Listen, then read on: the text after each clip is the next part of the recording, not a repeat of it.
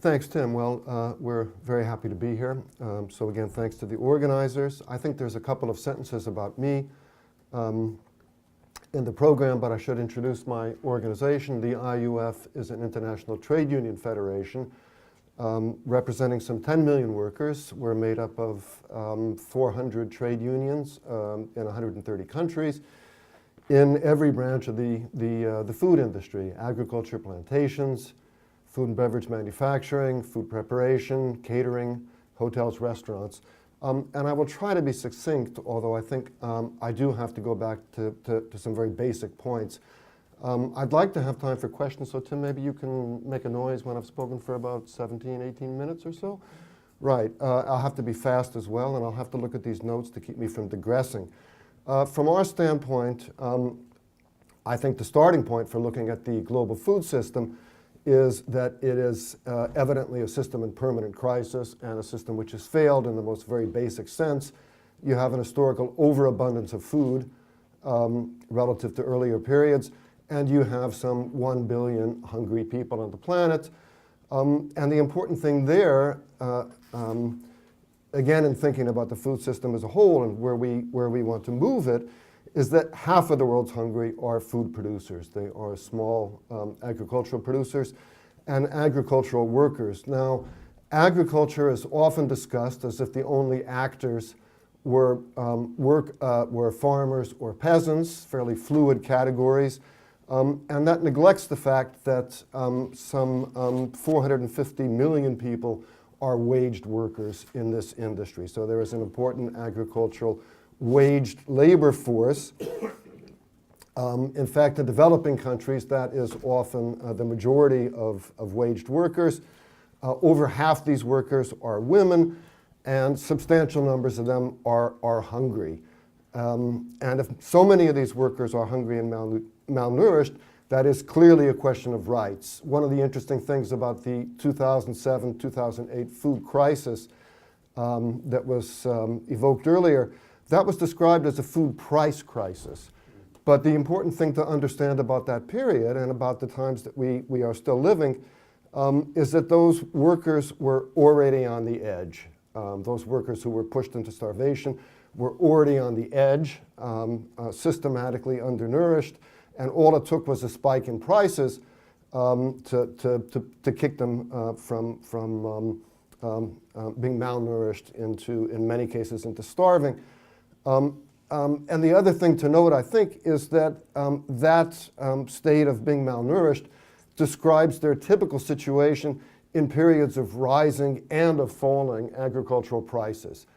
So the crisis was systemic. There was a price spike inside a system which is in permanent crisis.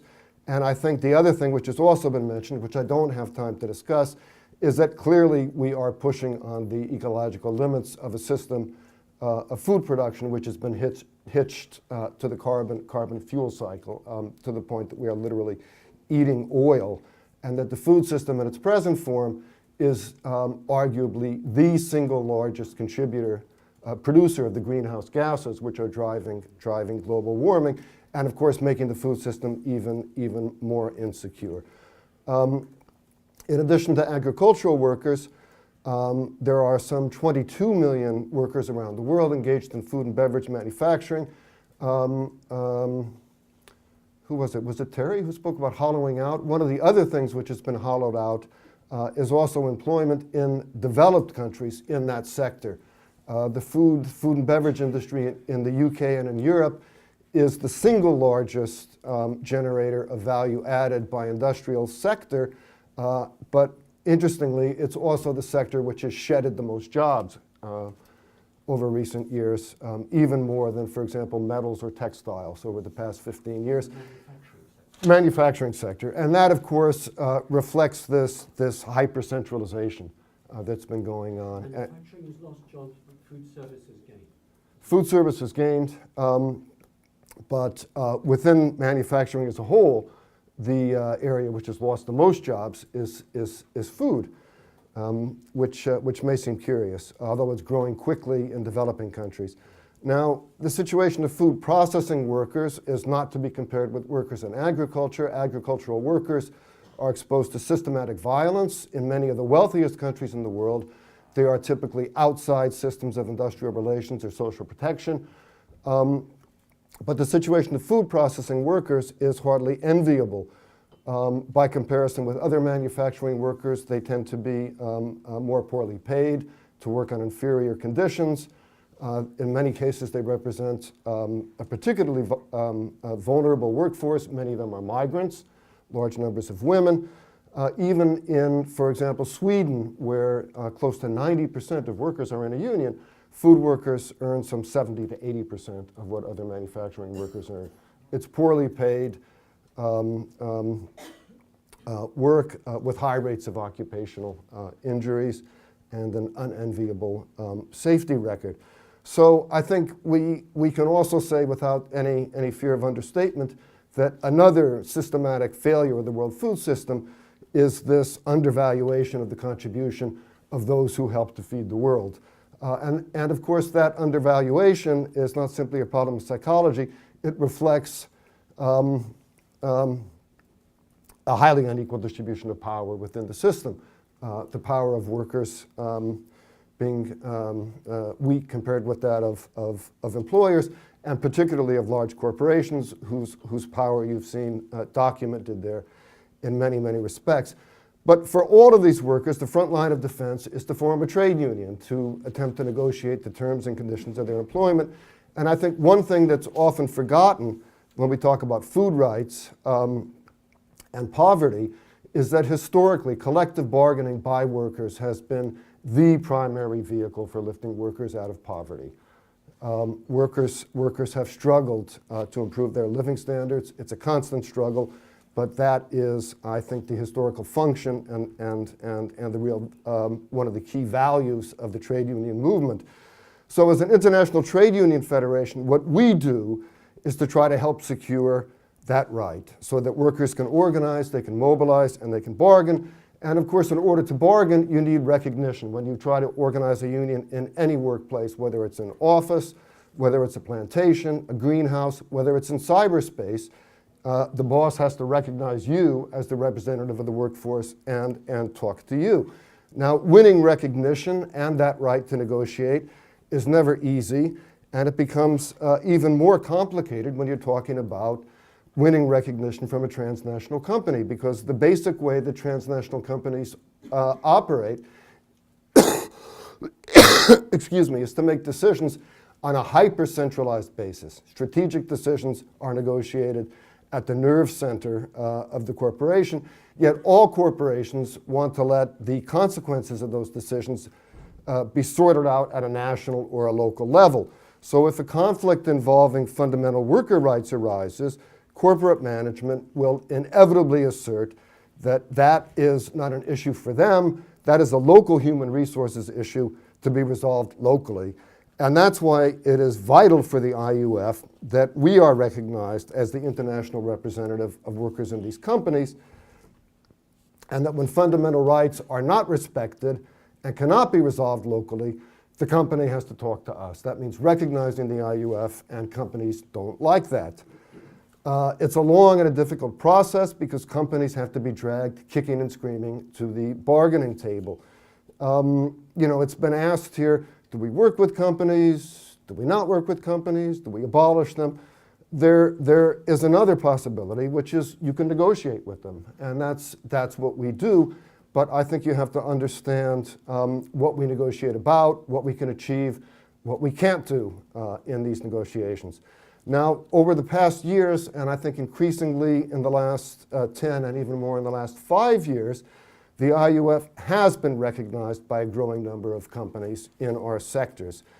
That recognition can range from a simple willingness to talk to us, which means that they will take a phone call, whereas they didn't take one before. It can include a simple recognition agreement, which we have with a number of companies by which they recognize the IUF as the representative of union workers inside their company. They agree to meet with us on a regular basis, and they agree to keep communications open between those meetings. Or it can include even more detailed agreements, for example, with the French transnational Danone previously a dairy company, now increasingly moving into things like infant nutrition, probably moving along the Nestle line, where at some point they'll describe themselves as a wellness company, although no one really knows what that means. We have a series of agreements with Danone, beginning with a basic agreement negotiated decades ago about trade union rights. On top of that, there have been layered agreements on gender equality, training, procedures that the company must follow in the event of restructuring, and those have worked rather well. So it can go from the simple to the complex. Actually, we prefer to keep it simple. The content of these meetings and of our relationship generally is built around respect for trade union rights, and we use this process to try to ensure that our members have the space they need to organize and to bargain, and to use that space to keep organizing and to bargain and to grow, because that's what unions do. They have to grow. They have to keep growing. It's an ongoing process. It's not something which is accomplished with a signature. It's a constant struggle. And to make it work for our members, we have to ensure that that relationship with the IUF brings very real concrete gains and does not become assimilated into the company's CSR defense and public relations mechanisms. So if you look at these silly Nestle creating shared value reports, they now, after years of basically tossing all communication from the IUF into the wastebasket, they now have a section on human rights where they state that as part of the commitment to human rights, they talk to us. End of story. So that's the price we pay, but we have to keep them honest, and people have to understand why that's there, how it got there, and what it means. Yeah, human rights is not something which you deal with adequately by publishing an annual creating shared value report. Yeah, it's a work in progress. So far, I think the results have been real, they've been concrete, and in important respects, they've been substantial. Many of the conflicts that have got us into a situation where we can negotiate with companies have been generated by struggles around casualization of work, as companies move from permanent to disposable jobs and try to reduce payroll in that way. And so the issue of precarious work has become more or less a permanent agenda item in discussions between the IUF and all the companies that we talk to. In that process, we've created thousands of permanent jobs. That's important for our members. Globally, it may be a drop in a bucket, but it's very valuable for building union organization in those companies, because casual workers typically have no rights at all. But I think the process and the gains also have to be viewed in context. As was shown in the very first presentation, the TNCs are very much driving global developments, but most workers don't work for transnational companies, which is why you need political mechanisms to ensure that gains for all workers are secured. That means regulation is indispensable, no disagreement from our point of view. It's important to remember that important sections of these companies' workforces, particularly as they continue to expand globally up the Amazon and elsewhere, many of those countries in which they grow are repressive. There are no trade unions. China is a huge example, but by no means the only one. Our only response to that, apart from working to secure democratic trade unions for Chinese workers, is to say that all claims by companies that they respect human rights wherever they operate should be taken with a grain of salt, because they can't do it in China, as they cannot do it in many other countries. It's politically impossible, so the claim is basically nonsense. Many companies do not yet recognize the IUF, although we, of course, constantly work on that.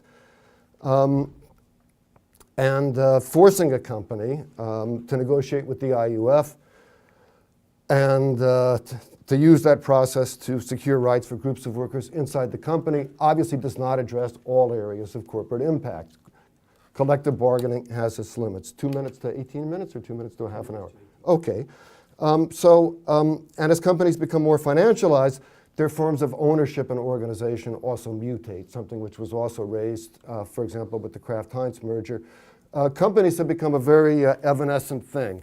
And so we had the phenomenon of investment funds pretending to be food companies, or you can turn it around and view food companies as financial actors in their own right, but that makes them a slippery target since they're always moving.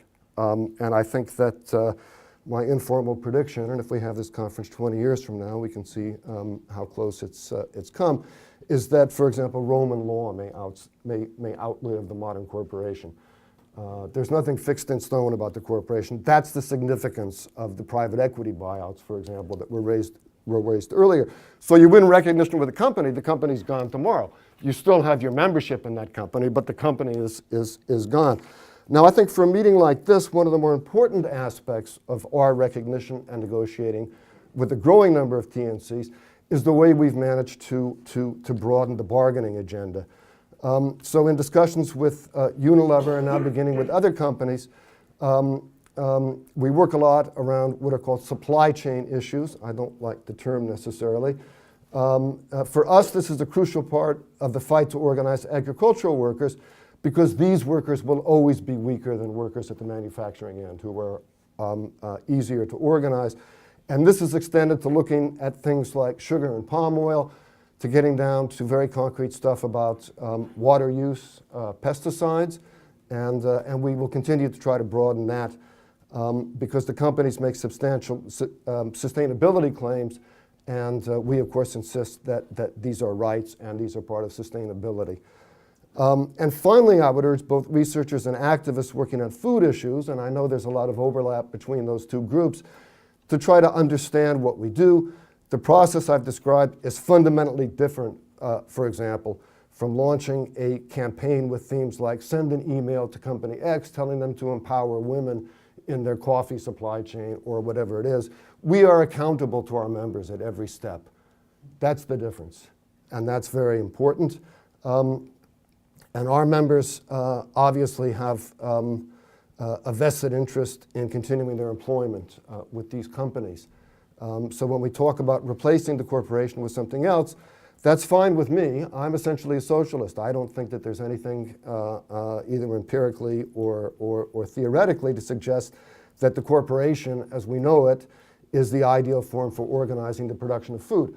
But I think we need to think very long and hard about where we want to go and how to get there, and that is a major political project. So with that, I'll stop, and I'll be very pleased to take any questions.